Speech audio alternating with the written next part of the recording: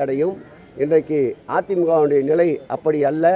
ஆகவே அந்த தேர் 2026ஆம் ஆண்டு நிலை அடையாது என்பது இது போன்ற நிகழ்ச்சிகளே சான்று.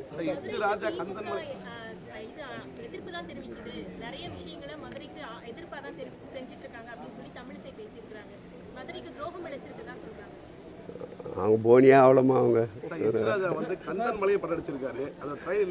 சொல்லுமா கந்தன்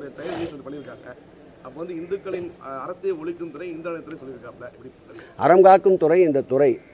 இதுக்கு சாட்சியே இன்று காலையில் நடைபெறுகின்ற இந்த திருக்கோயிலுடைய ராஜகோபுரத்தை உயர்த்துகின்ற பணி.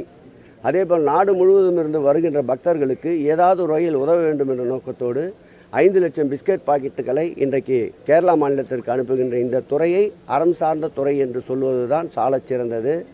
அறம் என்பது கூற்று பொய்க்க வேண்டும் என்பதற்காக அவர் நடத்துகின்ற கபட நாடங்களை மக்கள் நன்றாக அறிந்திருக்கின்றார்கள்.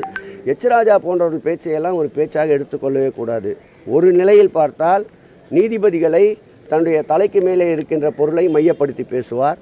ஒரு நிலையிலே பார்த்தால் நீதிபதிகளை ஆதரித்து பேசுவார்.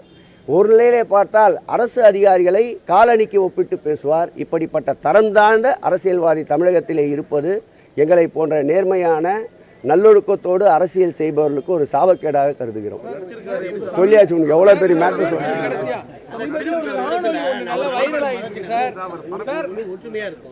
திருப்பரங்குன்ற மலையை பொறுத்த வரைக்கும் அனைத்து மக்களும் ஒற்றுமை இருக்கு. ஆனால் வெளியிலிருந்து வரக்கூடிய ஆட்களால தான் இவ்வளவு பெரிய பிரச்சனை உருவாங்க அங்கே இருக்கக்கூடிய மக்கள் சொல்றாங்க. அது நீங்கள் தந்தி டிவி நான் மறுபடியும் நல்லா பிரசுரிக்கணும்.